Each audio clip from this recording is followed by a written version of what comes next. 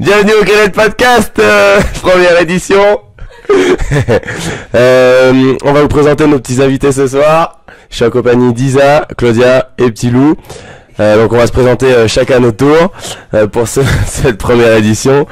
On a un time cap de 2 minutes par présentation, donc je vous rassure, ça durera pas trop longtemps. Et puis après, on vous racontera un petit peu les news de Grillen. Et puis on répondra à vos questions. N'oubliez pas que c'est filmé. Exactement. Isa, 2 minutes time cap, c'est parti. Ok, pour moi ça va être speed. Isabelle Aupert, du coup je suis coach et honneur de CrossFit Grillen à Colmar depuis 2016. Je suis pratiquante de CrossFit depuis 2014 à peu près, là où le CrossFit est arrivé en Alsace. Parallèlement à tout ça, je suis CrossFit Level 2 Trainer, CrossFit Kids et vous rigolez pas. Et coach muscu santé, je suis également formatrice pour les futurs BPGEPS à U-Formation à Colmar. Un agenda bien rempli, en plus voilà tout ça, du personal training. Et je pense que je suis dans le time, bande de bâtards. T'as 1 minute 30 d'avance. Oh là là là là. Du coup, moi c'est Louis, je suis stagiaire à CrossFit Grillen depuis cette année. Je pratique le CrossFit depuis 1 an et demi. Puis bah voilà, on va essayer de répondre à vos questions ensemble. Ok. Claudia Gluck, je suis la boss de ces 3 petits loups là. J'ai 21 ans et je suis pratiquante de CrossFit depuis 2016. J'ai commencé dans la box de Luc et Isa. Et voilà, et je suis étudiante. Et voilà. Et le boss. Monsieur 51%. Non, je rigole. Bah moi c'est Luc, j'ai 27 ans, je suis co-gérant avec Isa de CrossFit Grillen, formateur au BPGEPS à U-Formation. Qu'est-ce que je suis d'autre? On est level 2, gym, strongman. Voilà, je m'entraîne un petit peu parce que j'aime bien faire des compètes avec les amis. Et puis voilà, coach muscu santé également, personal trainer, gérant de la programmation Mjolnir Programming. Et je crois que c'est tout. C'est déjà pas mal. Ouais. On vous entendra pas. Bravo. Du coup, on s'est présenté rapidement, comme ça, moi, vous savez à qui vous avez affaire quand vous nous entendez, si vous ne nous regardez pas. On va parler un petit peu des news de Grillen. Alors, du coup, bon, on va passer à Isa, elle sert. Quelles sont les prochaines news, compétitions, portes ouvertes, qu'est-ce qu'on a de beau à Grillen? Alors si on fait par ordre chronologique, donc le premier événement à Grillen, c'est les portes ouvertes, organisées par nos stagiaires Louis et Bruno, du coup dans le cadre de leur BPGEPS. Et c'est le samedi 21 mars, à partir de 9h le matin, et jusqu'à toute la soirée. Mais je propose de passer le micro voilà, à Louis pour qu'il nous en parle un peu plus, pour vous présenter les cours qui seront proposés, le programme pour les adhérents, et ce qu'il y aura à faire, ce qu'il y aura à voir, ce qu'il y aura à boire, un petit peu tout ça. Du coup, dans le cadre de notre formation avec Bruno, on doit réaliser un projet d'animation. Donc on a décidé de faire des portes ouvertes à la boxe à CrossFit Grillen. Donc on a des cours d'initiation qui sont prévus le samedi de 9h jusqu'à midi. C'est 3 différents cours le matin et ça sera les mêmes l'après-midi. Vous pouvez bien sûr venir avec des amis accompagnés, c'est le but en même temps. Ça les challenge un petit peu, ça se motive à venir à plusieurs, c'est plus simple, plus sympa aussi. Et le soir, on a une compétition organisée, qu'on organise avec tous nos adhérents de la boxe, c'est un petit CrossFit Total. Donc CrossFit Total, on a un RM deadlift, un RM back squat dans l'ordre, un RM strict press et un RM deadlift. Donc on organisera ça, ce sera pas le classique CrossFit Total, on passera juste 2 barres par adhérent parce que on essaye de prendre plus de monde pour pouvoir avoir plus de monde et qu'on puisse faire passer tout le monde dans le temps et prévoir après le petit apéro le soir. Donc voilà. Je reprends le micro, du coup ça c'est le samedi 21 mars. Le dimanche 22 mars prochain événement entre guillemets un peu plus à huis clos. 2 camps d'entraînement, le camp de Luc pour le Only Boys Training Camp. D'accord, donc organisé par Mjolnir Programming, un camp d'entraînement voilà pour garçons. Le but ça va être de développer différentes composantes, l'haltérophilie, la gym en suspension, notamment le travail aux anneaux, tout ce qui est travail plus complexe. De mon côté, et Luc m'a piqué en fait simplement l'idée, c'est la 2e édition du Only Girls Training Camp que j'organise du coup 12 jeunes filles qui sont 12 jeunes femmes qui viennent participer au camp pour un entraînement purement entre filles. Le but c'est de se motiver ensemble, de se booster, de travailler, de corriger les différents problèmes que chacune pourrait avoir dans leur façon de bouger, et aussi de voir un petit peu comment bouger pendant les Metcon, aussi bien en haltérophilie qu'en gymnastique, et voilà, des mouvements un petit peu plus axés conditioning aussi. Ça, c'était pour le mois de mars, ce qui est déjà pas mal. Ensuite, on saute directement en avril, et c'est Luc qui va annoncer la suite. Du coup, les 4 et 5 avril, on organise les EFC, East Fitness Championship, c'est je crois la 4e édition, en équipe de 2, donc c'est 100 qualifs. On a 108 équipes cette année, toutes catégories RX Scale, mixte, femmes-femmes et hommes-hommes. Et du coup, sur 2 jours, bah voilà, le Grand Est, plus le luxe, un petit peu la Belgique, un petit peu l'Allemagne aussi cette année, bah viennent, la Suisse aussi, viennent entre guillemets s'affronter dans une bonne ambiance, hein, c'est très convivial, sur un week-end avec des épreuves sympas, diverses et variées. Donc on utilise un petit peu le matériel de la boxe, donc il y a des machines, des worms, de quoi faire. Donc J'ai une question, monsieur Millier. Question de Claudia. Qui est-ce qui va gagner dans la catégorie mixte homme-femme? Ça je sais pas, ça dépendra si Claudia Gluck est en forme, mais bon, on a quand même des grandes chances de gagner. C'est une question pertinente. Donc ça c'était début avril, et puis du coup on a cet été les Alsaces, c'est la 4e. Ah oui, avant ça, le 18-19 avril on accueille Eric de Weightlifting 101.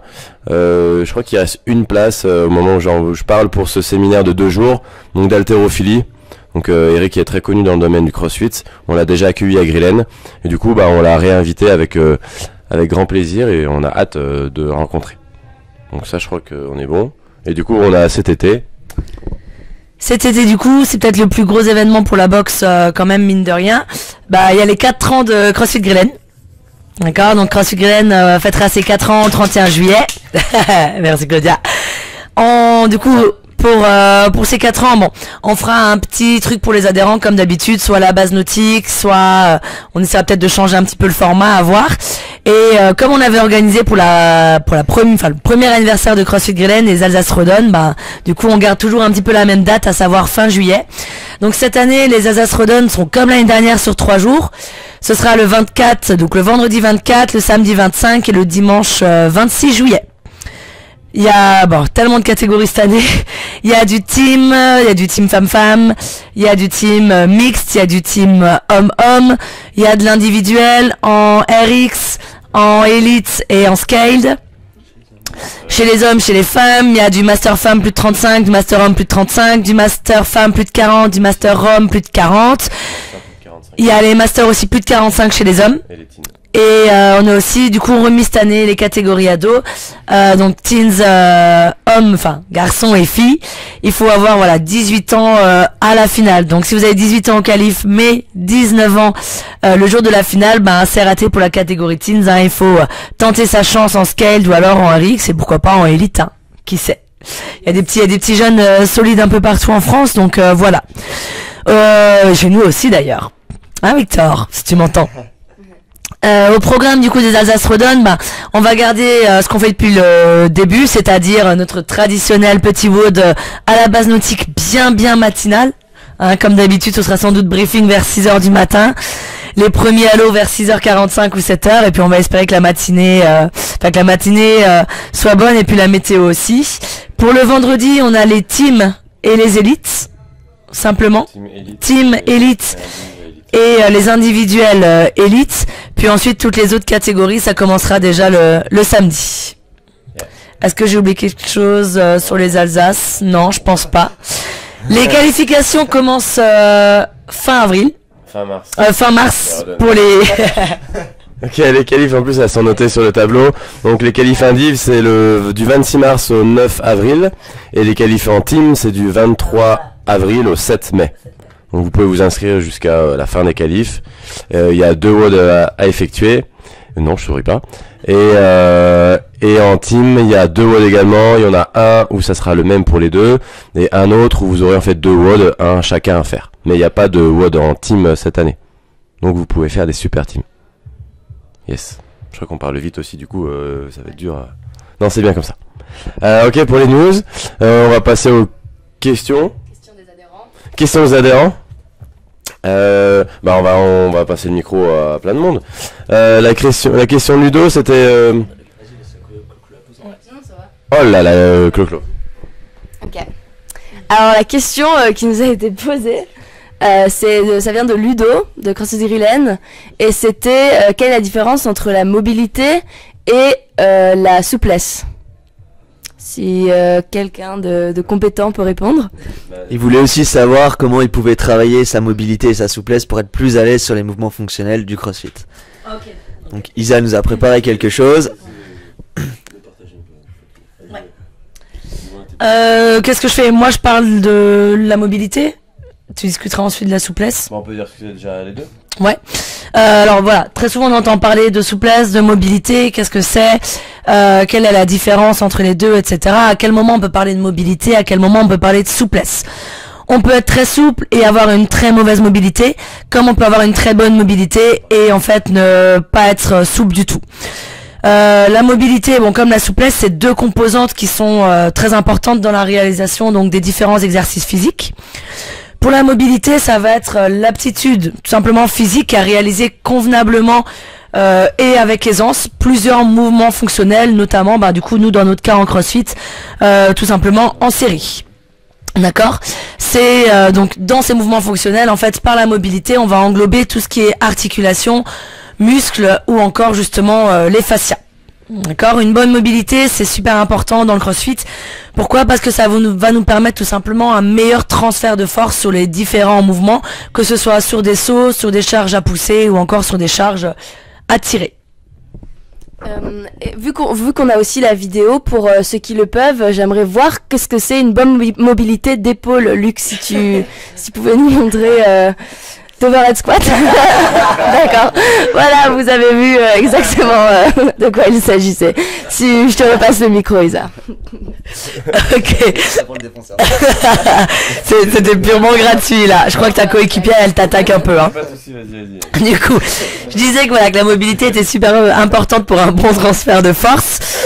Voilà, c'est par contre si on veut progresser en mobilité, ça va être des exercices à réaliser au quotidien, d'accord? La mobilité ça peut se perdre, hein, si on compare la mobilité d'un enfant qui vient se mettre en position de squat qui va être quelque chose de classique et celle de Luc, bon continue à clasher, on voit qu'il y a déjà une différence. On vous fera une petite image là, on vous mettra ça au montage.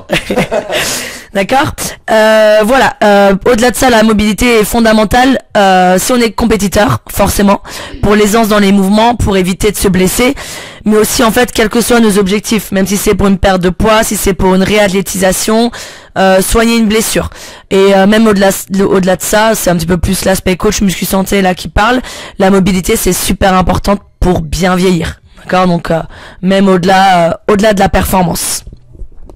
Ok, je coupe parce que sinon on va parler de mobilité avant. Hein. Ok, ce que Ludo et moi on le voit souvent à Grillen bosser, c'est qu'il est assez raide, par exemple sur ses squats ou en position d'overhead. Donc du coup, même si je pense que la mobilité et la souplesse sont différents, pour son cas, il faudrait qu'il fasse les deux. Alors après, on en parlait tout à l'heure, il faut que ce soit régulier, mais aussi que ce soit entre guillemets long. Donc pour ce qui est souplesse, une grande séance par semaine. Je me souviens du ROM-WOD qu'on faisait les jeudis où c'était 40-45 minutes. Et ça nous aidait bien. Du coup, voilà, je pense pour Ludo, une grande séance d'étirement par semaine, donc plutôt longue. Et la mobilité relativement régulièrement, tous les jours. Il y a des bonnes applis maintenant avec GoWOD par exemple, qui sont très bien faites et qui permettent justement de faire entre guillemets de la mobilité donc sous forme de mouvement, et du coup ça l'aidera beaucoup pour ces mouvements d'haltéro.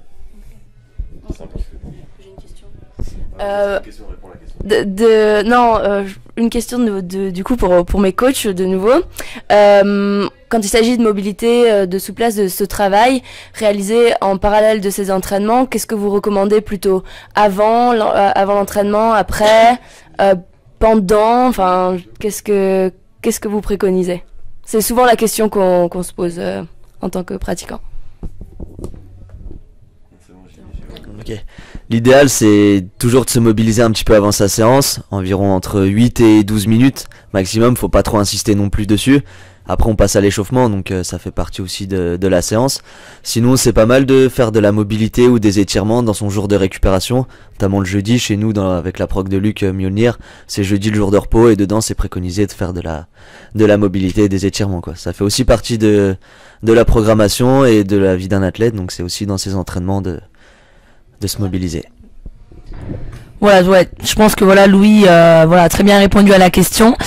Moi je rajouterais une petite chose, je compléterais, c'est qu'au début de l'entraînement, privilégier quand même la mobilité dynamique plutôt qu'à quelque chose de trop passif, d'accord, ne pas faire trop d'étirements trop longtemps sans bouger, surtout avant une séance de lourd par exemple, d'accord, donc restez plutôt dynamique pour vraiment réveiller vos articulations et un petit peu votre système nerveux et garder vraiment le statique, les étirements purs pour une séance à part, voilà, justement, une séance à part entière, en fait, dans votre semaine d'entraînement, quoi.